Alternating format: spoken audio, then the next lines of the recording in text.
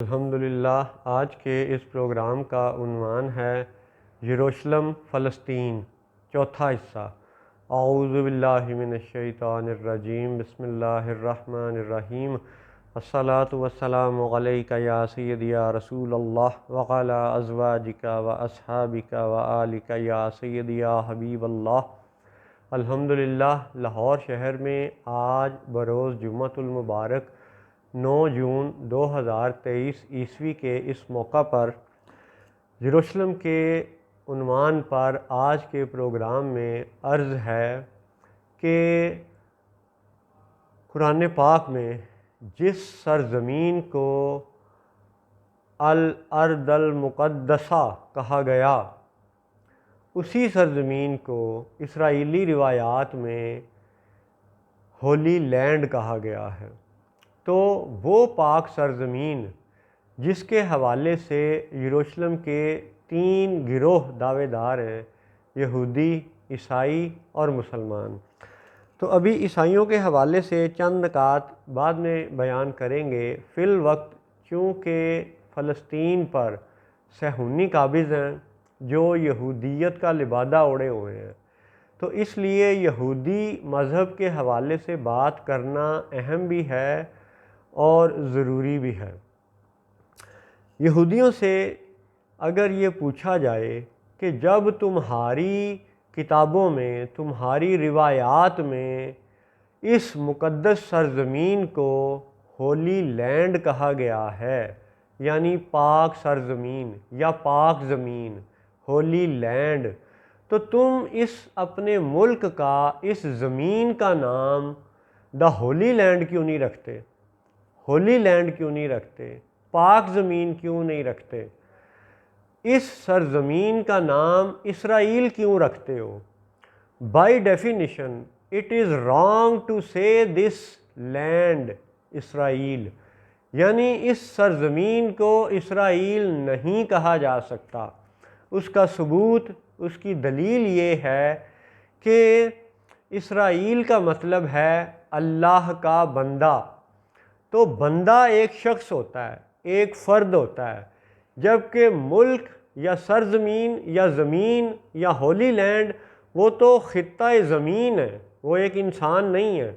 لہٰذا کسی سرزمین کو چاہے اس کے مراتب درجات کتنے ہی بلند ہوں، کتنے ہی اچھے کیوں نہ ہوں، اس زمین کو بندہ نہیں کہا جا سکتا۔ ایسے ہی اس ملک کو اسرائیل نہیں کہا جا سکتا۔ کیا یہ آسان بات نہیں ہے؟ اچھا چلیں، اگر آپ یہودی اور اسرائیلی روایات کے مطابق لفظ اسرائیل کے مختلف تراجم دیکھنا چاہیں تو آپ دیکھ لیجئے گا، ان کی روایات میں لفظ اسرائیل کے کئی مطلب ہیں۔ دا کنکرر، وکٹوریس، دا ونر، جیت جانے والا، فتح پانے والا، لڑنے والا، جھگڑنے والا، دا لائن، قوت والا، شیر، یعنی جھگڑا کر کے جیت لینے والا۔ اور یہ سب مطلب اسرائیلی روایات میں ایک یا دو ایسی غلط روایات کی وجہ سے آ چکے ہیں جنہیں یہودی تو مانتے ہیں لیکن ہم مسلمان نہیں مانتے۔ مثلا یہودیوں کے ہاں یہ روایت ہے کہ ایک رات تھی کہ جب یعقوب یعنی اسرائیل علیہ السلام، یاد رہے ہمارے بچوں کو کہ یعقوب علیہ السلام جنہیں انگریزی زبان میں جیکب کہا جاتا ہے، Jacob the prophet peace be upon him, انہیں اردو میں، عربی میں یعقوب علیہ السلام کہا جاتا ہے۔ ان کا جو لقب ہے، ان کی صفات کی وجہ سے، کریکٹرسٹکس کی وجہ سے وہ اسرائیل بھی ہے۔ اب ہمارے ہاں اس کا مطلب ہے اللہ کا بندہ، اسرائیل، اور یہی مطلب اسرائیلی روایتوں میں، کتابوں میں بھی موجود ہے۔ لیکن فاتح ہونے کا اور جیت جانے کا اور دا واریر، دا ونر، اور اس طرح لڑائی جھگڑے کے تصور میں ان کی یہودی روایت یہ ہے کہ ایک رات یعقوب علیہ السلام نے فرشتے جبریل سے لڑائی کی اور طویل لڑائی کے بعد بالآخر وہ فتح پا گئے، فرشتہ ہار گیا، تو اس جیت جانے کی وجہ سے انہیں اسرائیل کا لقب عطا ہوا، یعنی فاتح، یعنی جیت جانے والا۔ تو یہ ایک روایت تھی۔ یہودیوں کے ہاں پائی جانے والی اسی رات کی دوسری روایت یہ ہے کہ وہ لڑائی فرشتے جبریل سے نہیں ہوئی تھی بلکہ معاذ اللہ خود خدا سے ہوئی تھی۔ تو یعقوب علیہ السلام نے اسرائیلی روایت کے مطابق خدا سے ساری رات جنگ کی، لڑائی کی، کشتی کی، اور پھر جب وہ طویل لڑائی کے بعد جیت گئے تو اللہ تعالیٰ نے انہیں اسرائیل کا لقب عطا کیا۔ اچھا، اب معاذ اللہ ہم قرآن پاک کے مطابق اگر حوالے اور تشریح و تعویل پیش کرنا شروع کریں تو انشاءاللہ وہ بھی کر سکتے ہیں۔ فی الوقت آپ یہودیوں کی روایت پر ہی غور کریں کہ اگر اسرائیل کا مطلب ہے فاتح، جیت جانے والا، اللہ سے یا فرشتے سے جھگڑا مول لینے والا معاذ اللہ، تو پھر کیا یہ کانٹراڈکٹری بات نہیں ہے کہ اللہ خالق و مالک ہو کے، خدا ہو کے معاذ اللہ ہار جائے اور مخلوق جیت جائے؟ کیا یہ بات ایک ادبی ذوق رکھنے والے کو ایک لطیفہ محسوس نہیں ہوتی؟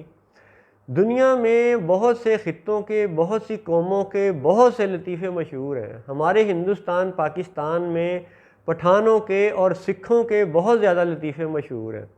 اب آپ اسی اسرائیلی روایت کو کسی ایک سادہ لو پٹھان کے سامنے رکھیں یا ایک سادہ سکھ کے سامنے رکھیں تو وہ بھی ہنسنے لگ جائے گا کہ یہ یہودی کیسی قوم ہے کہ جو بندہ ہو کہ خدا سے لڑنے کا دعویٰ بھی کرتے ہیں اور بندے کی جیت کو بھی ظاہر کرتے ہیں کہ معاذ اللہ خدا ہار گیا اور بندہ جیت گیا۔ تو یہ کیسے توحیدی ہیں؟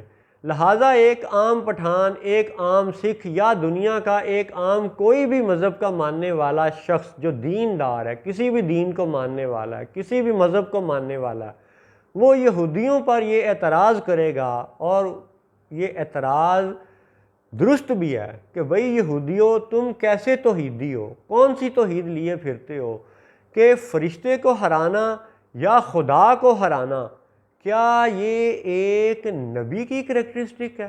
ایک پروفٹ کا یہ خاصہ ہے؟ اللہ اکبر، استغفر اللہ۔ لہٰذا یہودیوں کی یہ روایت دنیا کے کسی بھی مذہب والے کے سامنے رکھ دی جائے تو وہ اس عقل انسانی ہی سے اس کا رد کر سکتا ہے۔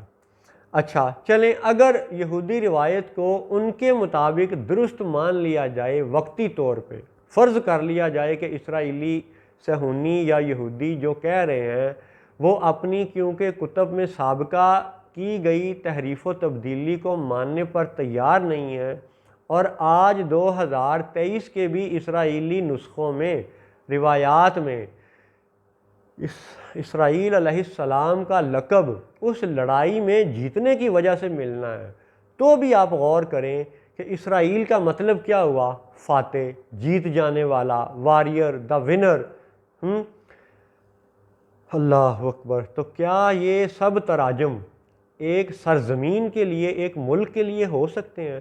یعنی آپ اسرائیلی روایت کو چاہے درست مانیں چاہے غلط مانیں، دونوں صورتوں میں اسرائیل لفظ کے جتنے بھی یہ معروف تراجم ہیں ان میں سے کوئی ایک بھی ترجمہ یہ مطابقت نہیں رکھتا کہ لفظ اسرائیل کسی زمین کا نام ہو سکتا ہے۔ ہاں، زمین کو ارض مقدس کہا جائے، جیسے قرآن پاک میں سورۃ المائدہ کی آیت نمبر 21 میں ہے، اللہ تعالیٰ کا یہ فرمان ہے کہ جب حضرت موسیٰ علیہ السلام نے اپنی قوم کو یہ حکم دیا کہ اس مقدس سرزمین میں داخل ہو جاؤ تو قرآن کے الفاظ یہ ہیں، اعوذ باللہ من الشیطان الرجیم، یا قوم ادخلوا الارض المقدسۃ التی، کہ اے میری قوم اس ارض مقدس میں داخل ہو جاؤ۔ گویا کہ قرآن بھی اس سرزمین کو الارض المقدسہ کہتا ہے، یعنی دا ہولی لینڈ۔ تو جب ایک ملک، ایک خطہ زمین کو ہولی لینڈ تو کہا جا سکتا ہے لیکن اسرائیل نہیں کہا جا سکتا، لہٰذا اسرائیل لفظ کے جتنے بھی معروف تراجم ہیں ان سب سے یہ بات ظاہر ہے، ثابت ہے کہ ارض مقدسہ کا نام اسرائیل نہیں ہو سکتا۔ السلام علیکم ورحمۃ اللہ وبرکاتہ۔